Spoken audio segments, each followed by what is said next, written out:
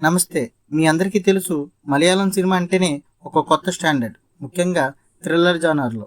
మరి దృశ్యం లాంటి మాస్టర్ పీస్ని అందించిన డైరెక్టర్ జీతూ జోసెఫ్ గారి నుండి వచ్చిన లేటెస్ట్ సినిమా మిరాజ్. పేరులోనే మాయ ఉంది. ఇది నిజంగానే ఒక అద్భుతమైన థ్రిల్లరా లేక కేవలం భ్రమ మాత్రమేనా? సస్పెన్స్, మర్డర్ మిస్టరీ, అడుగడుగున ట్విస్టులు, ఇవే కదా మనకు కావలసింది. మరి జీతూ జోసెఫ్ మార్కు ఈ సినిమాలో కనిపించిందా? ఆయన పాత మ్యాజిక్ని రిపీట్ చేసిందా?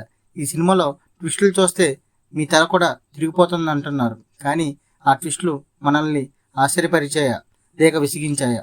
తెలుసుకోవాలంటే ఈ రివ్యూ చివరి వరకు చూడండి. సెప్టెంబర్ 19న థియేటర్లో మలయాళం భాషలో రిలీజ్ అయ్యి అక్టోబర్ 20 నుండి సోనీ ఓటీటీ ప్లాట్ఫామ్పై తెలుగు భాషలో స్ట్రీమింగ్ అవుతున్న ఈ సినిమా కథ విషయానికి వస్తే, కథానాయిక అయిన అభిరామి ఒక ఫైనాన్షియల్ కన్సల్టెన్సీలో పనిచేస్తూ ఉంటుంది. తనకు కాబోయే భర్త, సహోద్యోగైన కిరణ్తో ఆమె పెళ్లి జరగబోతుంది. అయితే హఠాత్తుగా కిరణ్ మాయమైపోతాడు.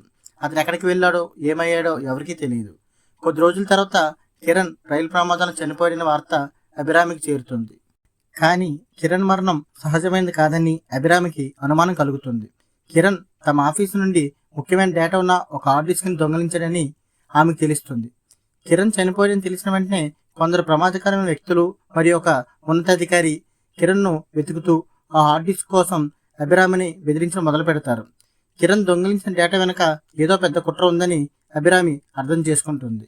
ఈ పరిస్థితుల్లో నిజాలు వెలికి తీయాలనుకునే ఆన్లైన్ ఇన్వెస్టిగేషన్ జర్నలిస్ట్ అయిన అశ్విన్ అభిరామికి సాయం చేయడానికి ముందుకు వస్తాడు. అభిరామి అశ్విన్ను కలిసి కిరణ్ జీవితంలోకి లోతుగా వెళ్తారు. ఈ క్రమంలో కిరణ్ చూపించిన జీవితం కాకుండా అతనికి రహస్యంగా ఒక చీకటి కోణం ఉందని, అతని పెద్ద క్రిమినల్ నెట్వర్క్తో ముడిపడి ఉన్నాడని తెలుసుకుంటారు. వారి అన్వేషణలో వారు మారువేషాలు, మోసాలు, ఊహించిన మలుపులు, అలాగే వెనుపోట్లను ఎదుర్కొంటారు. వారికి దొరికిన ప్రతి సమాధానం మరో కొత్త రహస్యాన్ని, ట్విస్ట్ని పరిచయం చేస్తుంది. సినిమా ముందుకు సాగుతున్న కొద్దీ కిరణ్ మరణానికి హార్డ్ డిస్క్కి సంబంధించిన కుట్ర నెమ్మదిగా విప్పుకుంటుంది. ఈ క్రమంలో కథలో చాలామంది ముఖ్య పాత్రలు, వారి నిజ స్వరూపాలు బయటపడతాయి.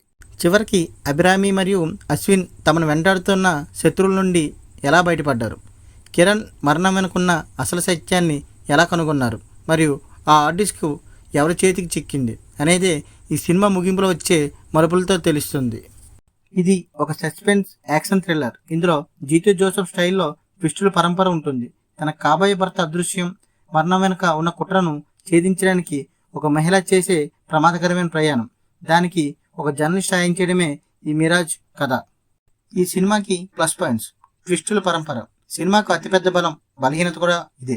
ట్విస్టులు ఇష్టం ఉన్న వారికి ఇది పండుగ. ముఖ్యంగా ఫస్ట్ హాఫ్లో, సెకండ్ హాఫ్లో ప్రారంభంలో వచ్చే కొన్ని మలుపులు నిజంగా ఆసక్తిని కలిగిస్తాయి. కొన్ని చోట్ల జీతూ జోసెఫ్ మార్కు కనిపిస్తుంది. నటీనటుల పనితీరు: ఆసిఫ్ అలీ, అపర్ణ బాలమురళి మధ్య కెమిస్ట్రీ చాలా బాగా కుదిరింది. పాత్రలు తగ్గట్టు వాళ్ళ నటన చాలా సహజంగా ఉంది. సపోర్టింగ్ క్యారెక్టర్లు కూడా తమ పరిధిలో మెప్పించారు. సినిమాటోగ్రఫీ అండ్ టెక్నికల్ అంశాలు: విజువల్స్ చాలా రిచ్గా, డార్క్ థ్రిల్లర్ మూడుకు తగ్గట్టుగా ఉన్నాయి.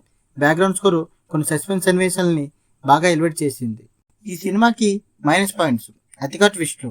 మిరాజ్ టైటిల్ తగ్గట్టే కథలో మరీ ఎక్కువ భ్రమలు సృష్టించారు.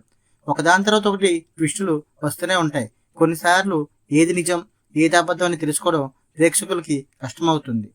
పాత్రలు దెబ్బ తగ్గడం: ట్విస్టుల కోసం ఎక్కువ సమయం కేటాయించడం వల్ల ముఖ్య పాత్రల భావోద్వేగాలు, లోపల సంఘర్షణ సరిగ్గా చూపించలేకపోయారు.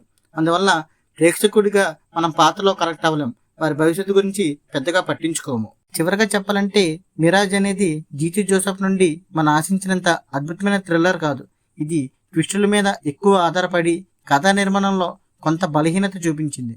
కొత్తదనం కోసం చేసే ప్రయత్నం మెచ్చుకోదగినది అయినా పాత జీతూ జోసెఫ్ సినిమాల స్థాయిలో లేదు. మీరు కనుక ట్విస్టులు, సస్పెన్స్ ఉంటే చాలు అనుకున్నవారైతే ఈ సినిమాని చూడొచ్చు.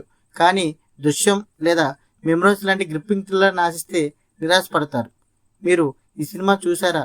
అయితే కింద కామెంట్స్లో మీ అభిప్రాయం చెప్పండి. ఈ వీడియో నచ్చితే లైక్ చేయండి, షేర్ చేయండి, మర్చిపోకుండా మా ఛానల్ని సబ్స్క్రైబ్ చేసుకోండి.